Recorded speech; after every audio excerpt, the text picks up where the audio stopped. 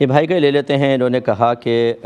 لڑکے کی فیملی وغیرہ تھی، لڑکا لڑکی کی نکاح اس طرح ہوا کہ ابھی کر لیتے ہیں اور بعد میں رخصتی کی جائے گی، اور پھر ابھی رخصتی نہیں ہوئی تھی کہ لڑکے نے 3 طلاقیں دے دی ہیں، تو مہر کا حکم کیا ہوگا؟ دیکھیں، سب سے پہلے دیکھا جاتا ہے کہ رخصتی ابھی ہوئی نہیں، لیکن بعض اوقات ایسا ہوتا ہے کہ لڑکا ملنے کے لیے چلا گیا اور لڑکی کے ساتھ کوئی ایسی تنہائی اختیار کرنے کا موقع مل گیا کہ ان دونوں کے جسمانی تعلق میں کسی قسم کی کوئی رکاوٹ نہ رہی ہو۔ کسی قسم کی رکاوٹ کا مطلب مثلا لڑکی حالت حیض میں نہ ہو، رمضان کا دن تھا، لڑکی نے یا اس نے روزہ رکھا ہوا تھا، ایسا بھی نہ ہو، کمرہ بالکل لاک ہو، کوئی شیشہ ویشہ نہ ہو کہ جس سے کوئی جھانک سکے، وہاں کوئی کیمپ وغیرہ بھی نہ لگا ہو کسی، اور وہاں پر کوئی موجود بھی نہ ہو، یعنی کسی بھی قسم کے اسی طرح بیمار بالکل نہ ہوں دونوں، ایسا کہ جسمانی تعلق راہ میں زبردست قسم کی رکاوٹ ہو۔ جب یہ تمام موانع یا رکاوٹیں نہ ہوں، اسے کہتے ہیں خلوت صحیحہ، اور یہ خلوت صحیحہ بالکل ایسا ہے جیسے جسمانی تعلق قائم کر لیا ہو۔ تو اگر یہ خلوت صحیحہ رخصتی سے پہلے ہو چکی تھی تو پھر تو لڑکی کو پورا مہر دیا جائے گا، اور اگر خلوت صحیحہ نہیں ہوئی اور لڑکے نے طلاق دے دی تو نصف مہر ہوتا ہے، آدھا مہر لڑکی کا بہرحال ہوگا۔ دوسرا آپ نے کویسچن کیا کہ نان نفقے کا کیا حکم ہوگا؟ اس میں حکم یہ ہوتا ہے کہ اگر تو یہ رخصتی میں دیر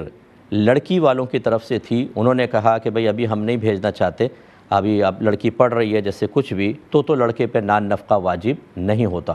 لیکن اگر دیر لڑکے والوں کی طرف سے ہو کہ بھئی ابھی ہم نہیں کریں گے، 2 سال بعد کریں گے، 3 سال بعد کریں گے، تو پھر لڑکے کو ان 2-3 سال کا نان نفقہ دینا ہوگا، یعنی دینا ہوتا ہے۔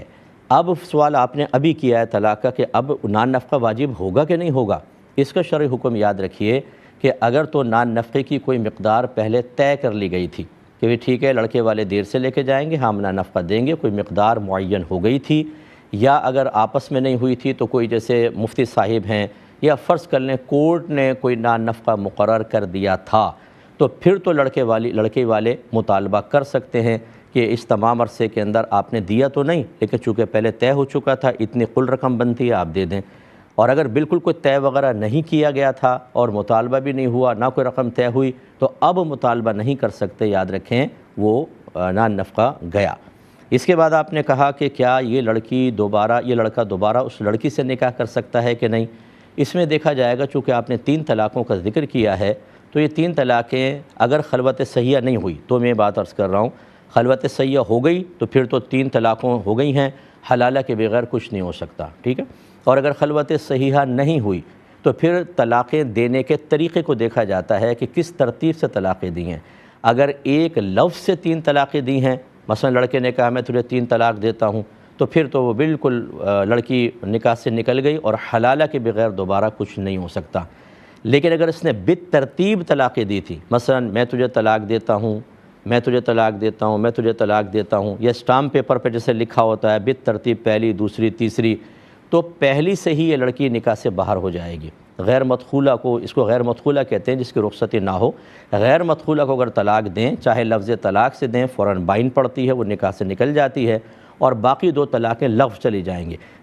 اس صورت میں جبکہ خلوت صحیحہ بھی نہیں ہوئی تھی اور 3 طلاقیں بالترتیب ایک لفظ سے دی گئی تھیں، تو پہلے سے لڑکی باہر ہو جائے گی، 2 طلاقیں اب بھی باقی ہیں، یہ جدید نکاح اور جدید مہر کے ساتھ دوبارہ اس سے نکاح کر سکتا ہے۔ جواب تھوڑا طویل ہے، اس کو یوٹیوب پہ ہمارا پروگرام ڈلتا ہے، ایئر وائی والے ڈالتے ہیں، ایئر وائی لکھا کریں، ایئر وائی کیو ٹی وی، اور پھر یہ ریکارڈنگ دیکھا کریں۔ لوگ دوسرے بھی ڈال دیتے ہیں اور غلط سلط چیز ڈال رہے ہوتے ہیں، تو آپ یہ ضرور وہاں پہ 2-3 دفعہ دیکھ لیں تو انشاءاللہ جواب آپ کو سمجھ میں آئے گا۔ ایک انہوں نے کہا کہ بعض لوگ حالت قیام میں